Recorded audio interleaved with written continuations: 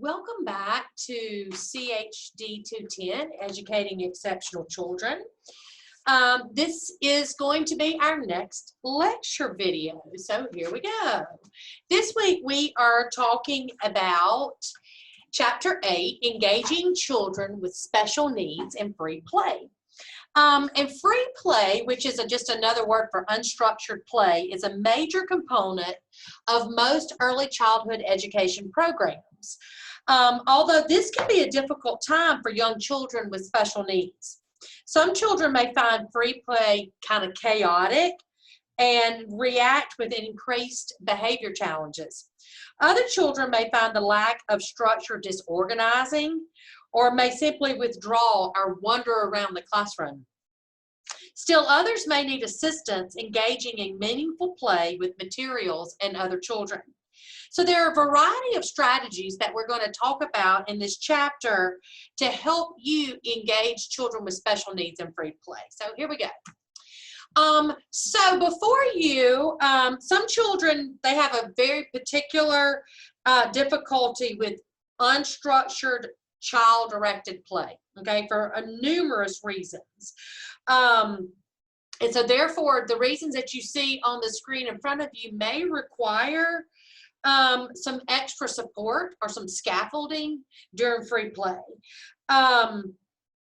Given the nature of a child with special needs, their special condition may actually interfere with their ability to play.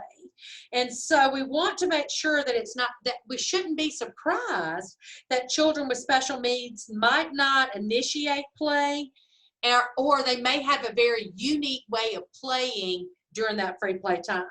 So we need to make sure that we know those children in our classroom well enough that we understand their unique way of playing. So let's take a look at some of the challenges. They may be unfamiliar with the toy or the materials, meaning they don't really know what to do with them. Overwhelmed by the number of choices, there's too much to choose from. They may have difficulty selecting and getting started with a certain toy.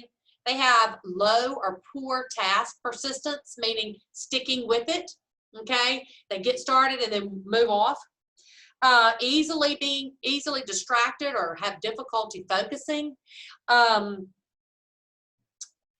Lots of times that increased noise level can be very stressful for children with special needs. So that's another possible challenge you may find. They may just not find the toy or the material interesting at all. And then also being threatened by the number and proximity or the nearness, the closeness of other children in the room. Because when that happens, it's kind of unpredictable, okay, to them. So free play provides several important opportunities for adults and peers to assist children's learning, particularly by incorporating many of the facilitating techniques that we're going to talk about to assist children and their learning during free play. So let's see. So self-initiated exploration. So what is that? It's critical that children realize that they can discover interesting things and solve problems by themselves, whether they be a special needs child or a typically developing child. That is crucial, okay? Sometimes children with special needs require lots of repetition in play before they feel comfortable enough to persist with a task that has been somewhat difficult for them to manage or to master.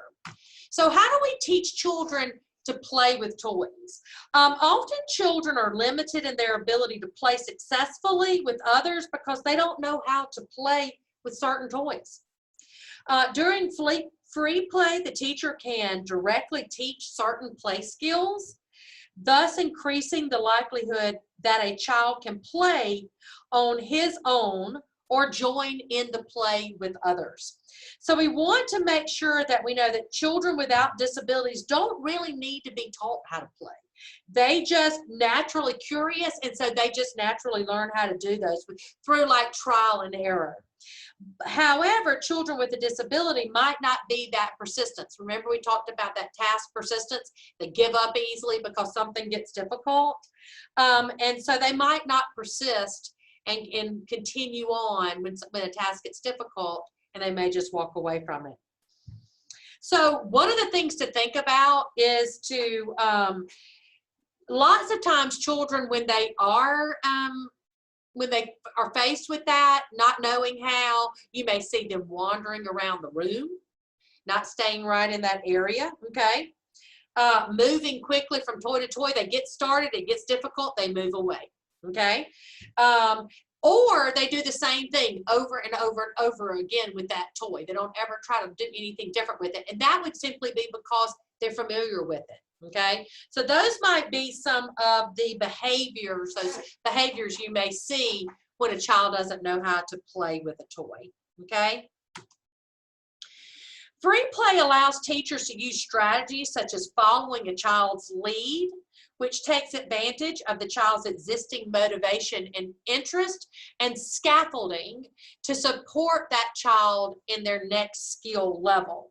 So as you observe children, you can determine what kind of support they need to perform tasks at a slightly higher level, and that's called providing scaffolding, okay? So often children who have special needs prefer interacting with adults instead of with other children. They may do this because they feel overwhelmed and threatened by the number and the proximity or the closeness of other children. Sometimes during this time, it might be because of relational bullying. And a lot of times we hear the word bullying, and you know, it's kind of one of those words that people sometimes attach different meanings to, but relational bullying can occur intentionally, but a lot of times, especially with little children and preschool age children, it's unintentional. The children don't even realize they're doing it. But relational bullying is when one child is isolated or kind of left out by a group of children that may be involved in an activity. And a lot of times, like I said, it occurs unintentionally because those children or that group of children are so engaged with that activity that they don't even recognize that there's a child who is maybe doing parallel play out beside them and asking them to join with their group. So one of the things we talked about that might be an obstacle for free play is the closeness or the proximity and number of other children. So how do we help children develop crowd tolerance? Children with special needs just have a harder time tolerating large numbers of other children than most children without disabilities do. Teachers may have a very difficult time recognizing when a child is having difficulty with crowding. So there will be some subtle clues, though. They will be giving you some subtle clues, and you just got to be wise enough and be watching and observing so that you can pick up on those clues. For instance, one of those cues may be that a child with a disability might look at a tabletop activity as if they're interested and then just immediately walk away because there's too many children. Or maybe they're invited to a group, they sit down, and then they get right back up and walk away. And that would be because, oh my goodness, there's too many children here, or these children are too close to me. So what do we do? How do we help them develop crowd tolerance? Well, we provide a quiet zone, something like an area in the classroom where they can go and kind of as a retreat, okay, whenever their environment becomes too overwhelming for them. It kind of gives them a calming space to go, okay? We can introduce number and proximity of play partners very gradually. In fact, we may want to encourage them to start with just one play partner or one peer and then gradually add in more. Avoid large open spaces and create more intimate areas in your classroom, and then also creating a space buffer. And that's simply like just allowing them to have their own space, like a towel, okay, on the floor that child belongs, where that child can go and sit and the other children know not to infringe on their space. So as with all children, it is impossible to predict exactly what toys will be the most interesting and engaging for children who have special needs. Early childhood programs often rotate toys in order to maintain children's interest. However, but for children who have special needs, Some toys should stay constant and always in the same location. Children with special needs often need more repetition.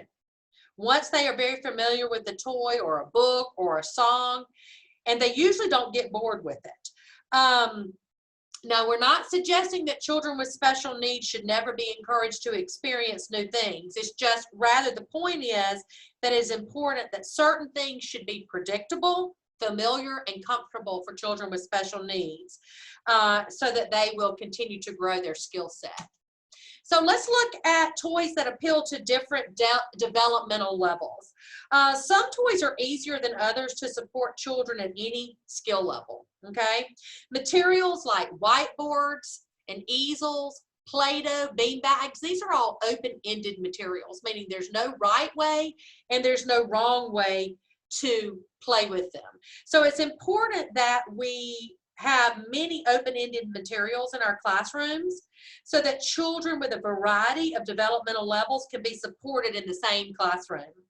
Open-ended materials provide opportunities for children to interact with the same materials as everyone else, but at a different developmental level. Whiteboards and easels, we talked about that.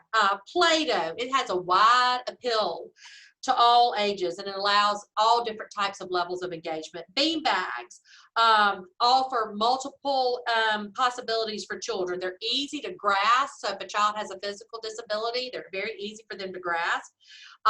They help with that throwing and catching, so that eye-hand coordination, and we know that catching is a harder skill than the actual throwing. So bean bags are a great way for them to practice that throwing and that catching skill. There are some common types of early childhood toys and activities, and we're going to talk about making some exceptions and how we might use dramatic play materials, blocks, and manipulatives. So let's see about dramatic play. Children who have special needs often have difficulty engaging in dramatic play. One of the things that your book suggests, which is great, is that like feeding a baby. Like that is something that is a way that we can introduce children into dramatic play. And what we do is we simply just break it down into steps and teach it step by step, okay? Like feeding a doll, we may say, put the doll in the chair, put a bib on the doll, get a bowl and a fork, sit in front of the child, then pretend to feed the baby. So it's very realistic steps. Blocks. A lot of times children with special needs have difficulty creating three-dimensional structures. And then especially like adding in cars and trucks and that kind of thing into their block play. So when we're attempting to involve children with special needs in block play, it is helpful to be aware that what younger children do with blocks. So on page 133 of your textbook, you might want to pay attention to figure 1.8, which shows you kind of the development of block play, okay? And then manipulatives, we can certainly know that manipulative is going to present some challenges, especially those hard to grip small pieces, because they're physically difficult to manipulate and because they are very complex a lot of times, like Legos, and might not hold the children's interest as long. So free play can provide many opportunities for supporting the learning of young children with special needs, and that other activities cannot. If free play is to achieve its potential as a great learning activity, teachers must develop some skills in how to engage children with various disabilities in different types of play. They must learn how to adapt typical early childhood materials and activities. So I hope you enjoyed this chapter, and I will see you again next week.